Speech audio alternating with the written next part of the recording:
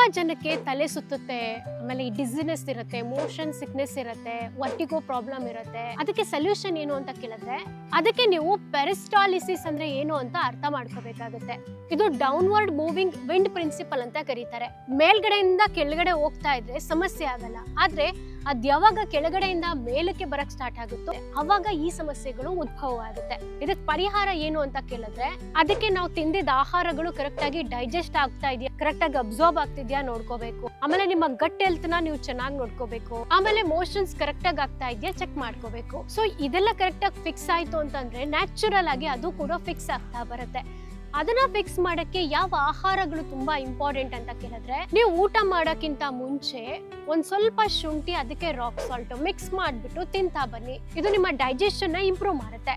ಪ್ರತಿನಿತ್ಯ ನಿಮ್ಮ ಆಹಾರದಲ್ಲಿ ಹೇಗಾದ್ರೂ ಮಾಡಿ ಅಜ್ವೈನ್ ನ ಉಪಯೋಗಿಸೋದು. ಇದು ನಿಮ್ಮ ಇಂಟೆಸ್ಟೈನ್ ಅಥವಾ ಕರಳಲ್ಲಿ ಏನಾದ್ರೂ ಡಿಸ್ಕಂಫರ್ಟ್ ಇತ್ತು ಅಂತಂದ್ರೆ ಇದು ತಡೆಗಟ್ಟುತ್ತೆ. ನೆಕ್ಸ್ಟ್ ಪುದೀನ, ಇದು ನಿಮ್ಮ ಸ್ಟಮಕ್ ನ ಕಾಮ್ ಮಾಡ್ಲಿಕ್ಕೆ ಹೆಲ್ಪ್ ಮಾಡುತ್ತೆ ಮತ್ತೆ ಆಂಗ್ಸೈಟಿ ಸ್ಟ್ರೆಸ್ ನ ಕಡಿಮೆ ಮಾಡುತ್ತೆ.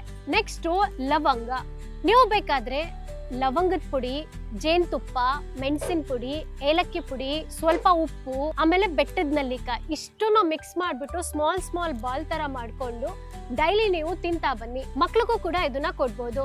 ನೆಕ್ಸ್ಟ್ ತುಳಸಿ, ಇದು ಆಂಟಿ ಇನ್ಫ್ಲಮೇಟರಿ. ಇದೇನ್ ಮಾಡುತ್ತೆ ಅಂತಂದ್ರೆ ನಾನು ಅವಾಗ್ಲೇ ಹೇಳ್ದೆ ಅಲ್ವಾ, ಡೌನ್ವರ್ಡ್ ವಿಂಡ್ ಪ್ರಿನ್ಸಿಪಲ್ ಅದಕ್ಕೆ ಸಹಾಯ ಮಾಡುತ್ತೆ.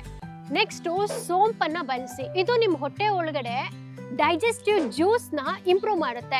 ನೆಕ್ಸ್ಟ್ ತ್ರಿಫಲಾ ಪೌಡರು, ಇದನ್ನು ಕೂಡ ನೀವು ಪ್ರತಿನಿತ್ಯ ಒಂದು 1/4 ಚಮಚ ಅಥವಾ ಅರ್ಧ ಚಮಚನ ಉಪಯೋಗಿಸಬಹುದು. ಇದೇನ್ ಮಾಡುತ್ತೆ ಅಂತಂದ್ರೆ ನಿಮ್ಮ ಕೋಲನಲ್ಲಿ ಏನಾದ್ರೂ ಸ್ಟಕ್ ಆಗಿತ್ತು, ಮೋಷನ್ ಹೊರಗೆ ಬರ್ತಾ ಇಲ್ಲ ಅಂತಂದ್ರೆ ಇದನ್ನ ತೆಗ್ದಾಕಕ್ಕೆ ಇದು ಸಹಾಯ ಮಾಡುತ್ತೆ. ನೆಕ್ಸ್ಟ್ ಬೆಟ್ಟದ ನೆಲ್ಲಿಕಾಯಿ, ಹುಳಿ ಇರುವಂತಹದ್ದು ನಿಂಬೆಹಣ್ಣು, ಕಿತ್ಳೆಹಣ್ಣು, ಮೋಸಂಬಿ ಇದು ತಿನ್ನೋದ್ರಿಂದ ಇಮ್ಯುನಿಟಿ ಬೂಸ್ಟ್ ಆಗುತ್ತೆ. ಅಷ್ಟೇ ಅಲ್ಲದೆ ಈ ಡೌನ್ವರ್ಡ್ ವಿಂಡ್ ಪ್ರಿನ್ಸಿಪಲ್ ಇದೆಯಲ್ಲ ಅದು ಇಂಪ್ರೂವ್ ಆಗ್ತಾ ಬರುತ್ತೆ. ಸೊ ಈ ಆಹಾರಗಳನ್ನ ಪ್ರತಿನಿತ್ಯ ನೀವು ಬಳಸೋದ್ರಿಂದ ನಿಮ್ಮ ಡೈಜೆಸ್ಟಿವ್ ಆರೋಗ್ಯವನ್ನ ಕರೆಕ್ಟ್ ಆಗಿ ಇಟ್ಕೊಂಡ್ರೆ ಈ ತಲೆ ಸುತ್ತು, ಈ motion sickness, vomit sensation, vertigo ಸಮಸ್ಯೆಯಿಂದ ದೂರ ಹೋಗ್ಬೋದು. ಜಸ್ಟ್ ಒಂದ್ ವಾರ ತಿನ್ನೋದ್ರಿಂದ ಸರಿ ಹೋಗಲ್ಲ. 3 to 6 months ಕಂಟಿನ್ಯೂಸ್ ಆಗಿ ಇದನ್ನ ಫಾಲೋ ಮಾಡೋದ್ರಿಂದ ನಿಮ್ಗೆ ಇದರಲ್ಲಿ ಡಿಫ್ರೆನ್ಸ್ ನ ನೀವು ನೋಡ್ಬೋದು. ಗೊತ್ತಿಲ್ಲದೆ ಇರೋ ಫ್ಯಾಮಿಲಿ ಫ್ರೆಂಡ್ಸ್ಗೆಲ್ಲರಿಗೂ ಶೇರ್ ಮಾಡಿ, ಸೇವ್ ಮಾಡ್ಕೊಳ್ಳಿ. ತಪ್ಪದೆ ನಮ್ಮ ಪೇಜನ್ನು ಕೂಡ ಫಾಲೋ ಮಾಡಿ. ಧನ್ಯವಾದಗಳು.